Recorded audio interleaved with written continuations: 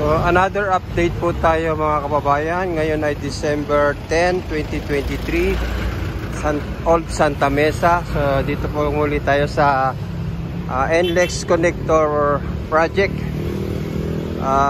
Tingnan natin kung ano yung mga bagong kaganapan o nagawa na nila dito sa ngayon, ano, dahil ito po may nakikita tayo mga girder na nandito sa ibaba na nakahanda ng ikabit, no? At ito ang kagandahan ng ating nakikita ngayon mga kababayan, dahil may naidugtong na po yung girder dito sa ilalim ng LRT. Kung mapapansin nyo dun sa unang mga video ko ay wala pa yung girder na yon. So sandali lang mga kababayan, itututok ko lang yung aking video, yung aking camera dito sa ilalim ng LRT. Ayan, makikita po natin yung girder na yon ay bagong kabit po yan. Ayan, yung pinaka-girder na yan. So yan ay naikabit po kagabi. Ayan po mga kababayan, nakitang-kita naman natin. Ayan, naidugtong na po. Naitawid na dito sa ilalim ng LRT Line 2. Yan, no? Kung mapapansin po natin guys, ayan, no? Naidugtong na at bukas makalawa magkarugtong na itong dalawang ito hanggang doon naman. So kung mapapansin po natin, ayan, ang ganda. So ayan guys, magkarugtong na. Yan, yung ano na yan, bagong kabit lamang po yan na idugtong na, tapos antabayan na natin uli dito naman at saka doon sa naturang ano na yan. So yan po ang antayin natin guys. Makikita po natin, yan po, ano, good news guys, good news na ikabit na at naidugtong na. At makikita naman natin may mga girder pa dito sa ibaba na inaantay na lamang na maikabit. Mapapansin po natin guys ay yan, no, naikabit na po.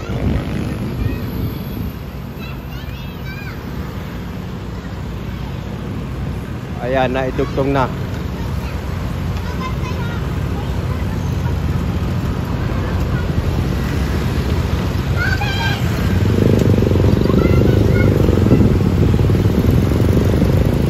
So, kung mapapansin nyo, wala pong mga trabahante ngayon dahil ngayon po ay araw ng linggo, December 10, 2023. Wala pong mga construction worker po tayo nakikita.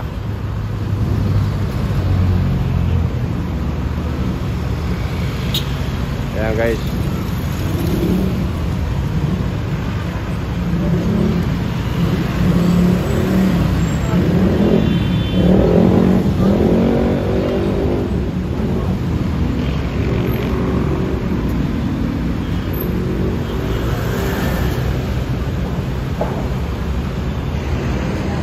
Yan, no? Yun ang good news natin mga kababayan. Tapos antabayanan na lamang natin pagtatawid naman yan. So yan naman ay itatawid naman yan dito sa karugtong naman yan dito sa area na to. At makikita po natin may gumagawa po doon.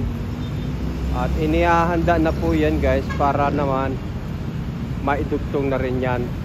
Kagaya nung nakikita natin, yun, yung naidugtong na yun. Ayan. So yan po yung karugtong yan guys.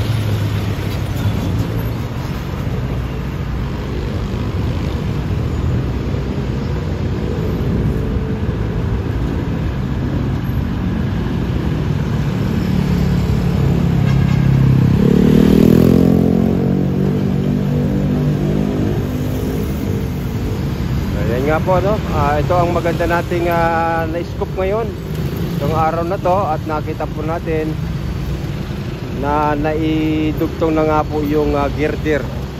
So dalawa pa na inaisa pa nila is 1, 2, 3, 4 1, 2, 3, tatlong girder po yung naikabit na nila, no? So kulang pa, mapapansin natin may dalawa pang nakaabang doon. So dalawa pa ang kulang, no? Kung papansinin po kasi natin, 5 po yung pagkakabitang girder. Ayan, no? 5. So ang nakakabit lamang po sa ngayon ay 3 pa lang. So antabayanan po natin sa pag wag tuloy-tuloy na gawa dito sa naturang NLEX connector. Ayan.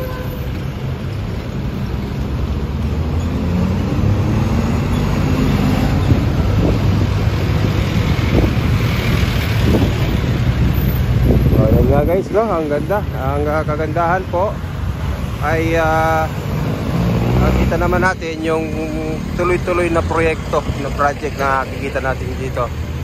At ayan, patuloy na gumagawa pa rin ang ating mga construction worker. Ayan, no? Ayan. Tapos yan. So dito, ano na, halos matapos na rin yung area na yun, no?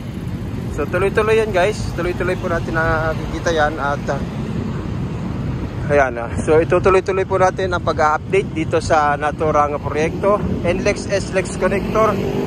So sa ngayon, ito yung ating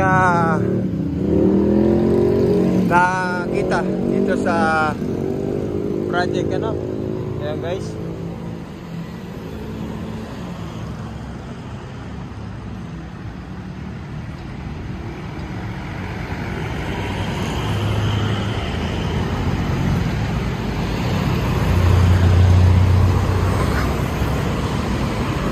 So yan nga.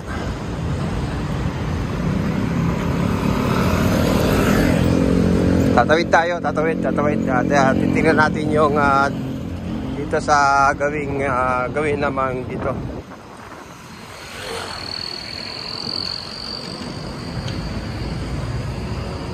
Titingnan naman natin guys.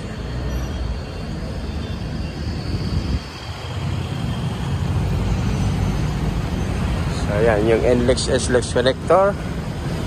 Ayan na po yung naikabit nila. Yung bagong naikabit. Ayan, o. So bagong kabit lamang po yan guys.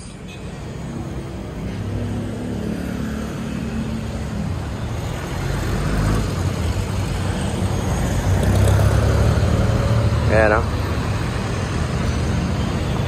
At patuloy yung kanilang paggawa.